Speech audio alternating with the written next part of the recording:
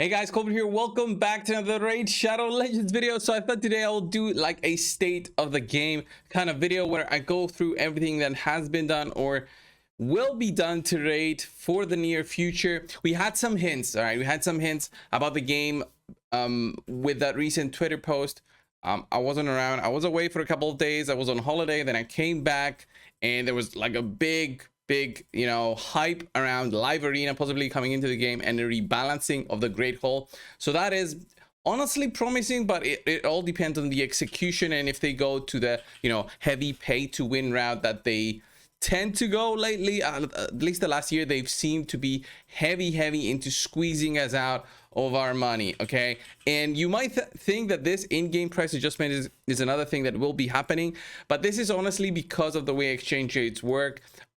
This will not affect the majority of the players except for the players who are in these regions: Colombia, Egypt, all of that, and Uzbekistan as well. So if you're one of those people, then yes, prices will be adjusted for you, and also it will be adjusted on all platforms that you play, either on Apple Store or the Google Store, the Android Store, or even on PC. They'll adjust that as well. I have no idea why they do the adjustments on PC. They should have done like a 20% discount on PC. You would see players just throwing their phones away for that amount of money difference, right? In the sense of how much money they would save. But no, they go with the same price. I don't know why they do it. I would have at least had some form of discount or incentive other than the platinum play points if I was them, but I don't know what they're thinking. Anyway, this will not affect the majority of players. They'll just replicate this increase for those locations only, and not for, let's say, me, who I live in Cyprus.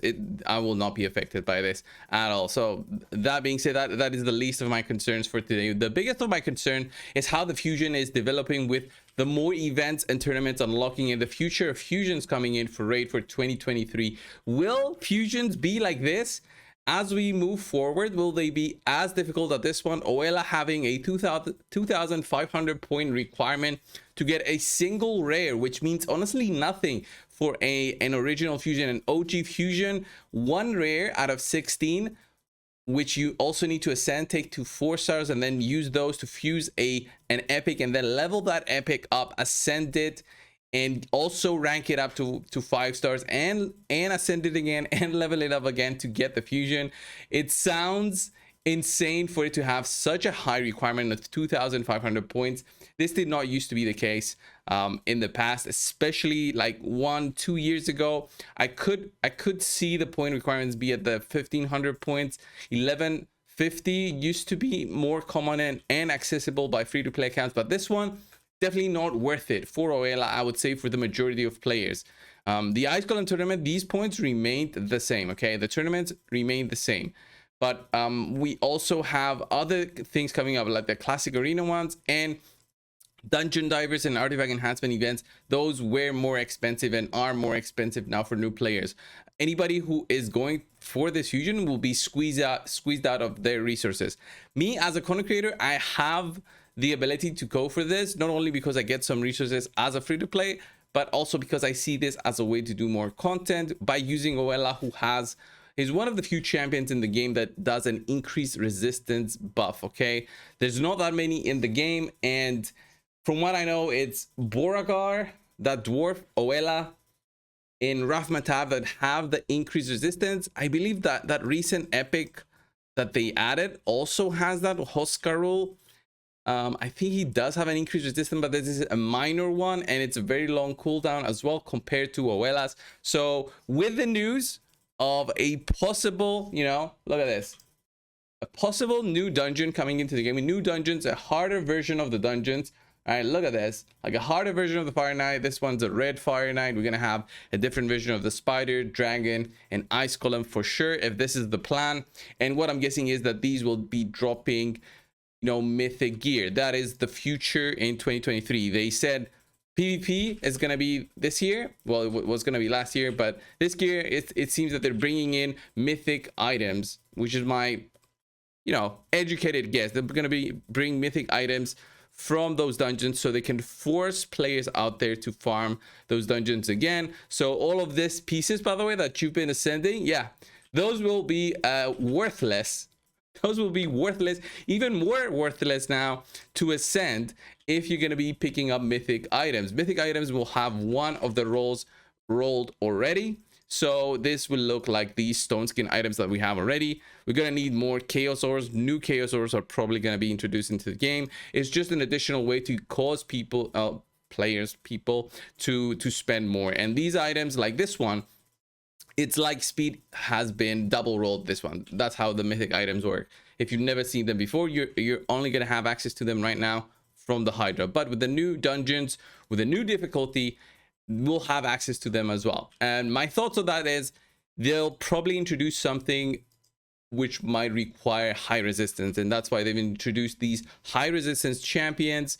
And maybe that's the answer to it. On a much better account than mine, the resistance is not an issue. You don't even need the increased resistance buff for the most part.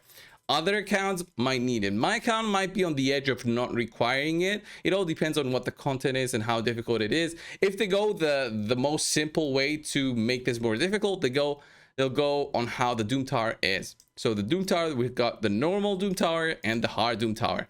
Both of these Doom Towers are exactly the same, except for some like the waves have ascended champions on the hard version of the Doom Tower. They have more speed and they have higher stats. So all of the champions here are ascended as you see them from the stars there, the red stars. But on the normal Doom Tower, you'll see that the waves have no stars, no ascended stars there. So they're a bit weaker. They don't have those passives or whatever an ascended champion might have. So have that in mind, that they might do that as just the simplest way of changing up the dungeons. They'll make dungeons 1 to 25 again, but this will be the harder version instead, with higher stats, higher speeds, higher base speed. So instead of having, let's say, the Doom Tower, let's say the Fire Knight boss having a 105 speed, I believe is what the boss has, the hard boss, the mythic version of this dungeon, will have, let's say, 210 speed, so double that. So, you know, decreased turn meter will be much more required. Speed down will be essential. Speed teams will be very difficult to build. I won't be able to use this team as an example. I'll probably need to use something else. I'll probably need to use a team with multiple decreased turn meter champions, and Allure is probably going to be, like for the Fire Knight, she's probably going to be the best champion to use in there. They might even introduce no rares in there. Who knows? It all depends on what their thoughts of a harder version of the dungeons is and how to squeeze out more from the players to make them spend more. This one was one. This is another one, which is going to be the accessories dungeon. These four are going to be the new dungeons. So that's what's 2023 looking like. Hydra was supposed to have new heads. They did nothing so far to that one. So I don't expect anything in 2023. Maybe one more head to just, you know, shake it up a little bit. But I don't think they care that much about the Hydra anymore. I think they shifted their focus in other areas. And if they build out and do the live arena, which is promised right here, the pinnacle, if this is going to be live arena, there's multiple ways that they're probably going to go. The easiest way for them to do live arena is just going to be a matching. You match with an opponent, you both set up your defense, and each of the players attacks separately, and that is supposed to be supposed to be live arena. A better version of live arena is an actual live arena where you go into the fight and each action is an interaction with the enemy, but that is of course very, very difficult to implement. You require, you know, to have a constant communication with the server. Who knows what kind of, if the cheat engine works in that sort of thing, if it still has an impact to the game. There's multiple ways they're gonna go. It's all speculation by my side, by the way, for all of what I'm saying in this video, but it's educated because I've been playing these games for years, games like Raid Shadow Legends even before that. And that being said, some things are not looking promising, like the fusions being more difficult and more difficult all of the time. It makes it disappointing. They introduce these champion training events with no warning whatsoever. No warning whatsoever to give us, you know, some kind of hint on to prepare. For me, I saw this champion Ultan of the Shell. I don't have him, and unlike other champion training tournaments where I had the champions, for this one I'm gonna go for it, and I will push as much as possible to get him. And since it's at the same time as the fusion, it's kind of disappointing because it's squeezing out players from being able to push for this, players who might have been in the lower side of resources.